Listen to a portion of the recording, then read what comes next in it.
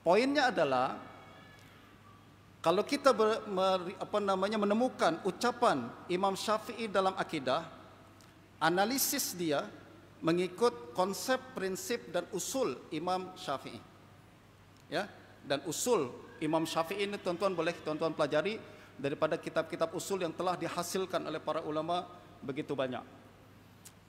Nah, sekarang kalau kita nak memastikan, bagaimana nak memastikan akidah Imam Syafi'i? Awal-awal kita katakan bahwa masing-masing nak rebut-rebut Imam Syafi'i. Mu'tazilah nak kata dia Mu'tazilah, Syiah nak kata dia Syiah, nah Asy'ari pun nak kata dia Asy'ari. Okey, kita nak pastikan akidah Imam Syafi'i macam mana.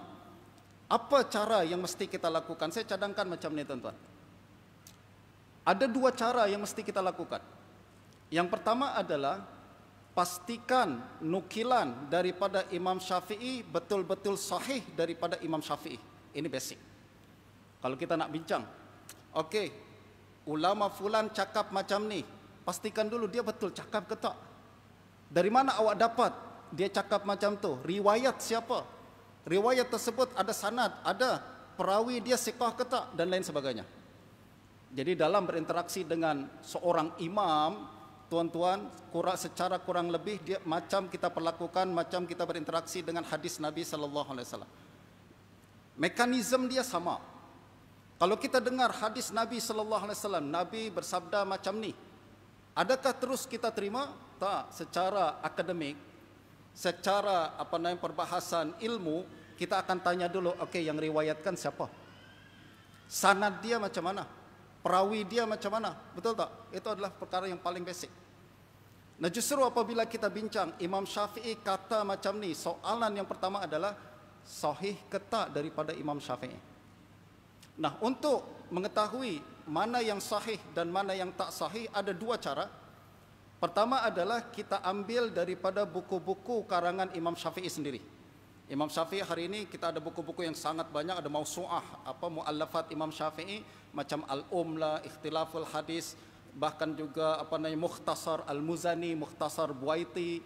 Walaupun kitab ni tuan-tuan nama dia Mukhtasar Al-Muzani, ringkasan Muzani, sebenarnya dia adalah ucapan Imam Syafi'i 100%, melainkan ada beberapa komen-komen daripada Al-Muzani.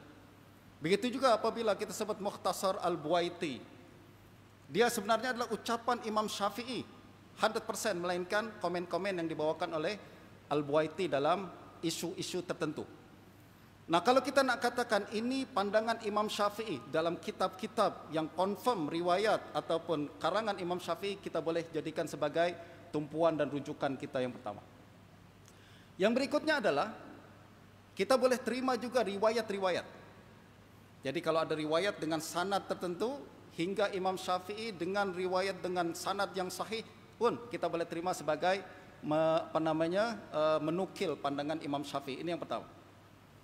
Nah, selepas kita pastikan nukilan sahih, ada perkara lain yang kita kena buat. Apa dia? Pastikan kefahaman pun sahih. Jadi selepas kita nampak ini sahih ucapan Imam Syafi'i, okey, kefahaman dia macam mana? Kadang tuan-tuan isu dia bukan kesahihan tapi kefahaman. Khawarij mereka sesat karena kefahaman. Mereka adalah orang yang paling kuat pegang Al-Quran, tapi dikatakan sesat. Kenapa? Kefahaman yang jadi isu, bukan Quran dia. Betul tak? Nah, begitu juga apabila kita menerima riwayat daripada Imam Syafi'i, lalu kemudian kita katakan sahih, okey, kefahamannya macam mana? Adakah kita boleh memahami sendiri, ataukah kita kena merujuk kepada authority untuk memberikan kepada kita fahaman yang betul berkenaan dengan ucapan Imam Syafi'i tersebut? Nah, tadi kita katakan bahawa setiap ucapan Imam Syafi'i tak boleh dilihat berdiri sendiri. Dia adalah bagian daripada usul Imam Syafi'i yang sangat besar. That's why kalau kita bincang tentang fiqh, tuan-tuan, kita ada Raddul Fara' ilal Asl gitu kan, dan lain sebagainya. Sama juga apabila kita bincang Imam Syafi'i, kita kena kaitkan kepada usul-usul Imam Syafi'i. Dan dalam perkara ni, untuk mudah kita orang awam, kita kena merujuk kepada orang yang betul faham usul Syafi'i. Jadi apabila kita terima riwayat Imam Syafi'i, kita nak faham maksud dia, okey, kita rujuk kepada orang yang faham usul Syafi'i, macam Al-Baihaqi misalkan, macam Al-Khatib Al-Baghdadi misalkan, macam Ibn Surayj misalkan, dan lain-lain sebagainya. Orang-orang yang kita yakini otoriti mereka karena mereka begitu menguasai riwayat-riwayat nusus Imam Syafi'i, mereka tahu maksud sebenar Imam Asy-Syafi'i. Bahkan Imam Ibn Hajar mengatakan, ashabu sahibil mazhab a'lamu bimuradihi min ghairihim. Betul tak? Pemilik atau pengikut sesuatu mazhab lebih faham maksud pendiri mazhab daripada orang lain. Itu kaidah penting.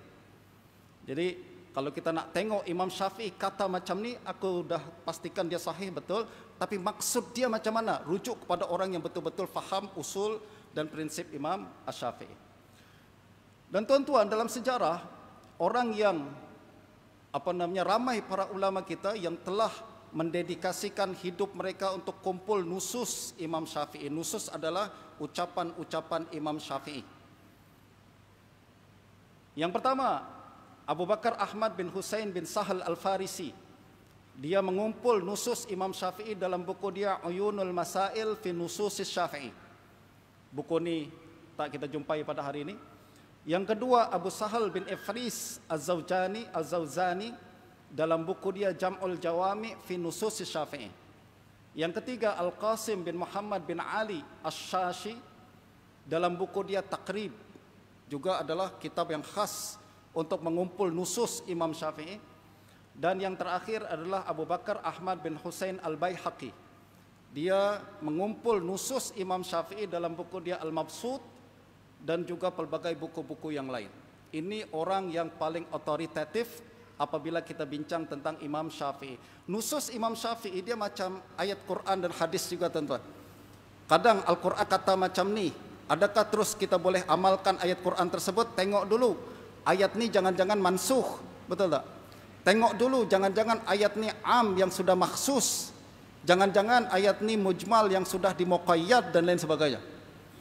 Nak tahu macam mana perkara itu berlaku, kita kena kumpul ayat-ayat tersebut, lalu kita analisis satu persatu. Begitu juga hadis Nabi SAW.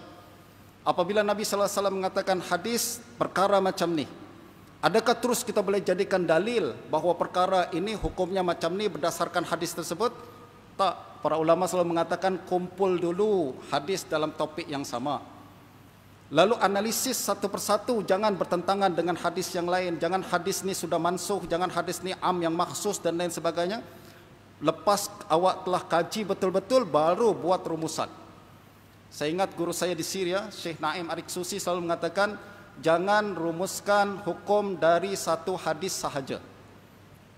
Jangan rumuskan hukum dari satu hadis saja. Kumpul hadis yang banyak, analisis baru secara kolektif, baru kita dapat rumusan yang komprehensif.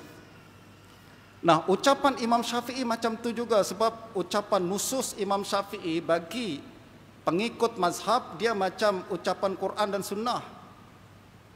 Qaulul Imam bagi seorang pengikut mazhab dia macam Quran dan Sunnah, kita perlakukan macam tu juga. Tengok adakah dia sahih, lepas tu kumpul ucapan-ucapan Imam Syafi'i dalam topik yang sama, baru kita buat rumusan berkenaan dengan apa maksud sebenar Imam Asy-Syafi'i. Nah, tadi tuan-tuan, orang yang paling pakar dalam nusus Imam Syafi'i, ada empat yang telah menghimpun nusus Imam Syafi'i. Yang paling terakhir adalah Imam Al-Baihaqi. Imam Al-Baihaqi, tuan-tuan, kata Imamul Haramain, ma min syafi'iyyin illa walis syafi'i alaihi minnah illa al-Baihaqi fa inna lahu ala syafi'i minnah litasanifihi fi nusrati mazhabih. Semua pengikut mazhab Syafi'i berhutang kepada Imam Syafi'i melainkan Baihaqi. Baihaqi pengikut Imam Syafi'i, tapi dia tak berhutang kepada Syafi'i. Syafi'i yang berhutang kepada dia. Kenapa? Sebab dia yang kumpul nusus Imam Syafi'i, dia yang bela pandangan-pandangan Imam Syafi'i dengan membawakan hadis-hadisnya dan lain sebagainya. Justru Imam Baihaqi adalah tokoh yang sangat penting dalam mazhab Imam Syafi'i. Nah, berkenaan dengan Imam Syafi'i ini, berkenaan Imam Baihaqi, beliau menulis buku-buku yang mengumpul nusus Imam Syafi'i ini. Dia ada kitab Al-Mabsut tapi saya tak tahu kitab ni sudah matbu ke tak, mungkin hilang pada hari ini, wallahu a'lam. Tapi beliau juga menulis pelbagai buku yang lain yang menghimpun pandangan Imam Syafi'i dalam pelbagai aspek. Contoh berkenaan dengan tafsir, beliau menulis Ahkamul Quran. Ahkamul Quran adalah karangan Imam Baihaqi, tapi dia kumpul daripada nusus Imam Syafi'i berkenaan dengan semua ayat suci Al-Quran yang pernah ditafsirkan oleh Imam Syafi'i, dikumpul dua dalam satu buku. Begitu juga beliau menulis As-Sunanul Kubra. Sunan Kubra ni tuan-tuan ada 9-10 jilid, sangat besar. Kata Imam Ibn Salah, adalah salah satu buku yang mesti kita baca. Juga kata Imam Sultanul Aulia, Sultanul Ulama, Imam Izzuddin bin Abdul Salam, dia antara 4 buku atau 5 buku yang kalau kita kuasai akan membangun malakah ijtihad kita. Jadi Sunan Kubra, sayang, sebuah kitab yang masih ada pada hari ini, dan dia peninggalan warisan mazhab Syafi'i, tapi nampak kita sebagai pengikut Syafi'i kurang memberikan perhatian kepada buku tersebut. Nah, lepas ini saya harap ada rakan-rakan sekalian yang berminat belajar hadis dan memberikan tumpuan kepada Sunan Al-Baihaqi dan lihat macam mana kaitan antara kitab ini dengan mazhab Syafi'i, dan tuan-tuan akan nampak apa yang disebutkan oleh Imam Al-Haramain betul.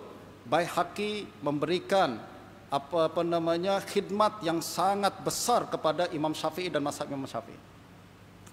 Berikutnya lagi Imam Baihaqi menulis Manaqib Imam Syafi'i. Kitab Manaqib Imam Syafi'i tuan-tuan 2 jilid, dan dia mengandungi pelbagai maklumat penting berkenaan kehidupan Imam Syafi'i dan pemikiran Imam Syafi'i, termasuk akidah Imam Syafi'i. Beliau sebutkan dalam 3 atau 4 bab dalam buku itu. Jadi kalau tuan-tuan nak merujuk kepada akidah Imam Syafi'i, pastikan Manaqib Imam Baihaqi adalah rujukan tuan-tuan yang pertama.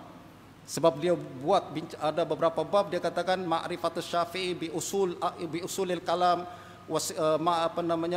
ma yadullu ala sihhati i'tiqadi Syafi'i dan lain sebagainya. Semua ada dalam bab-bab tertentu dalam Manaqib Imam Asy-Syafi'i. Berikutnya juga tuan-tuan, Imam Baihaqi menulis kitab Ma'rifatus Sunan wal Athar. Ma'rifatus Sunan wal Athar adalah satu kitab, di rumah saya dalam berapa belas jilid, dan kitab ini tuan-tuan adalah menghimpun hadis-hadis Imam Syafi'i dan ucapan-ucapan Imam Syafi'i berkenaan dengan hadis tersebut.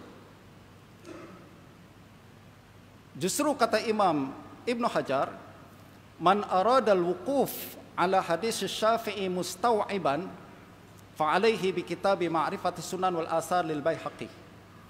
Jadi yang kita tahu, kalau nak tahu hadis Imam Syafi'i, rujuk kepada Musnad. Musnad tak menggambarkan kehebatan Imam Syafi'i dalam hadis. Musnad Syafi'i hanya sikit saja, kandungan hadis dia paling 500 hadis dan lain sebagainya. Tapi kalau nak sempurna, baca kitab Ma'rifatus Sunan wal Athar lil Imam Baihaqi. Kata Ibnu Hajar, fa innahu tatabba'a dzalika atamma tatabbu'. Dia telah kumpul daripada pelbagai buku-buku Syafi'i secara sempurna. Falam yatruk lahu fi tasanifihi al-qadimah wal jadidah hadisan illa dzakarahu wa awradahu murattaban ala abwabil ahkam. Semua buku-buku Syafi'i yang qadim dan jadid, hadis-hadis yang ada dalam qadim dan jadid, semua telah dibaca Baihaqi, keluarkan hadis-hadisnya oleh Baihaqi, kumpul dalam kitab ni. Kitab-kitab Imam Baihaqi, Imam Syafi'i tuan-tuan yang jadid ada kepada kita kebanyakannya, tapi banyak lagi kitab-kitab Imam Syafi'i yang tak sampai kepada kita. Biasanya adalah kitab-kitab yang masuk dalam kategori mazhab qadim Imam Asy-Syafi'i. Tapi Baihaqi kumpul semua, baca semua ucapan Imam Syafi'i dikeluarkan dan kumpul dalam kitab tersebut.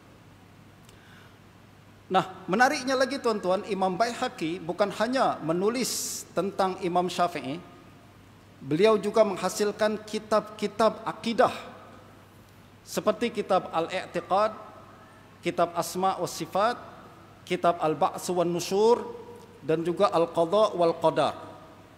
Imam Baihaqi tulis kitab-kitab ni tuan-tuan, dan beliau sering kali, setiap kali dia jumpa ucapan Imam Syafi'i dalam isu akidah, dia akan bawa dalam kitab tu. Saya telah terjemahkan kitab Al-I'tiqad Imam Baihaqi, dan saya amati setiap kali ada perbincangan akidah, lalu dia nampak ada riwayat Syafi'i tentang isu tersebut, dia akan bawakan dan letakkan dalam kitab tersebut untuk menunjukkan bahawa Imam Syafi'i akidah dia juga adalah akidah macam yang saya sebutkan dalam kitab ni, yaitu akidah Ahlus Sunnah wal Jamaah.